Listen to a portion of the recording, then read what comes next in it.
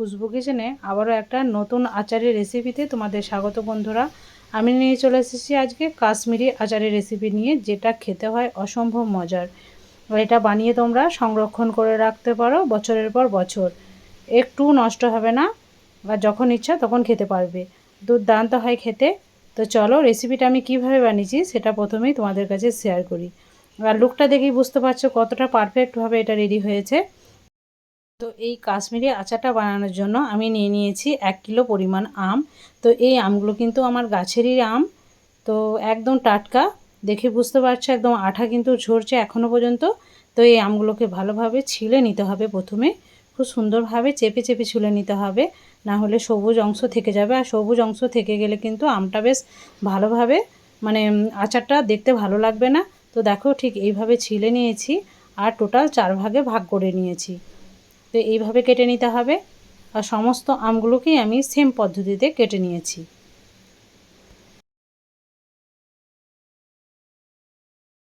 তো দেখো কাটা আমার হয়ে গেছে, আর এইগুলোকে নুন জলে 2 থেকে 3 বার আমি ধুয়ে রেখেছি।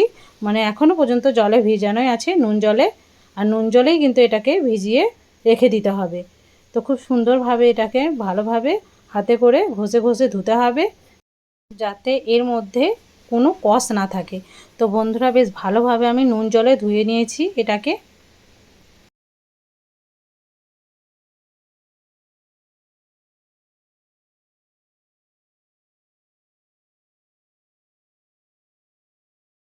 তো 2 থেকে 3 বার যখন ধোয়া হয়ে যাবে তখন এগুলোকে একটা মানে ভালো কাপড়ে জল ঝরিয়ে শুকিয়ে নিতে হবে, যাতে এর মধ্যে কোনো জল না থাকে। তো বন্ধুরা দেখো আমি এগুলোকে নিয়ে নিচ্ছি একটা কাপড়ের মধ্যে। তো এক এক করে নিয়ে নিতে হবে খুব সুন্দরভাবে এগুলোকে। মানে এর মধ্যে জল থাকলে কিন্তু হবে না, একদম পরিষ্কারভাবে শুকিয়ে রাখতে হবে আমটাকে।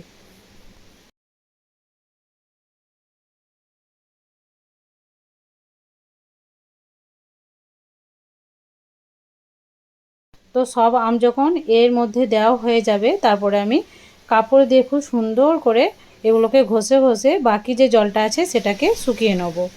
তো দেখো খুব সুন্দরভাবে এটাকে আমি শুকিয়ে নিয়েছি।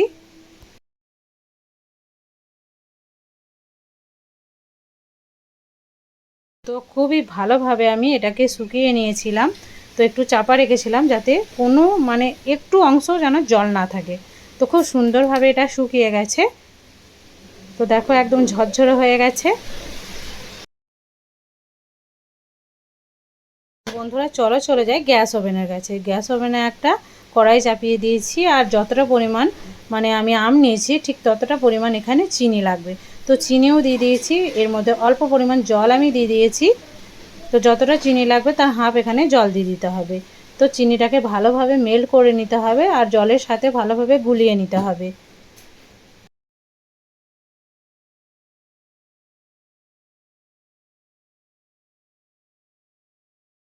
তো বন্ধুরা দেখো বেশ সুন্দরভাবে কিন্তু চিনিটা গলে গেছে, আর কত সুন্দরভাবে ফুটছে এটা।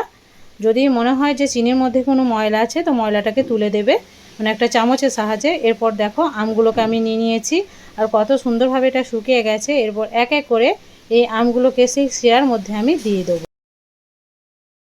সবগুলো যখন দেওয়া হয়ে যাবে তখন এগুলোকে লো টু মিডিয়াম আঁচের মধ্যে কিছুক্ষণ ফুটিয়ে নিতে হবে। আর এখানে কিছু আমি আদা নিয়েছি কুচি করে।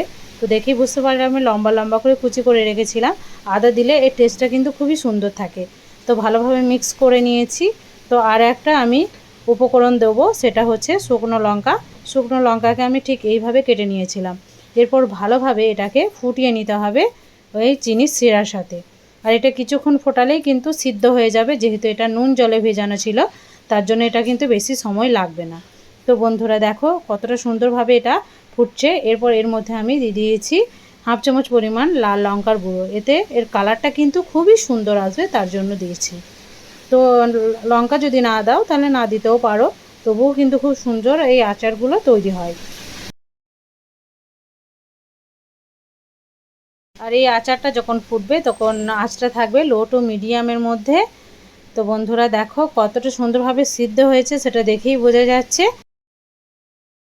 মাঝে মাঝে কিন্তু এটাকে নেড়ে নিতে হবে, নাড়া বন্ধ করলে হবে না। তো হালকা হাতে এগুলোকে নেড়ে নিতে হবে। আর বন্ধুরা দেখো কতটা সুন্দরভাবে এটা সিদ্ধ হয়েছে আর অনেকটাই কিন্তু চ্যাটচ্যাটে হয়ে গেছে। তো আচার কিন্তু রেডি হয়ে গেছে। তো চলো তোমাদেরকে এবার সার্ভ করে আমি দেখাই যে কতটা পারফেক্টভাবে এই আচারটা রেডি হয়েছে। অবশ্যই কাঁচা আম থাকতে থাকতে এই কাশ্মীরি আচারটা তোমরাও বানিয়ে ফেলবে খুব সহজ পদ্ধতিতে। আর দেখেই বুঝতে পারলে কতটা অল্প সময়ের মধ্যে এটা রেডি হয়ে যায়। আর এটাকে সংরক্ষণ করেও রাখতে পারবে, সেটা আগেই বললাম। তো বন্ধুরা আজকের রেসিপিটা তোমাদের কাছে কেমন লাগলো সেটা কমেন্টে অবশ্যই জানাবে। আর যারা নতুন আছো তারা চ্যানেলটাকে অতি অবশ্যই সাবস্ক্রাইব করে আমার পাশে থাকবে, বেল আইকনটা অবশ্যই ক্লিক করে রাখবে যাতে আরও নিত্য নতুন ভিডিও তোমরা সর্বপ্রথম পেয়ে যাও। তো তোমাদেরকে দেখাচ্ছি, দেখো কতটা পরিমাণ একদম মরব্বার মতো হয়েছে, একদম পুরো সফট হয়েছে। তো আজকের মতো বিদায় নিচ্ছি, ভালো থাকবে, সুস্থ থাকবে, আর পরবর্তী ভিডিওর জন্য অবশ্যই কিন্তু অপেক্ষা করবে। আর হ্যাঁ, এই কাঁচা আমের সিজনে এই রেসিপিটা অবশ্যই বাড়িতে বানিয়ে রাখবে, আশা করছি ভালো লাগবে।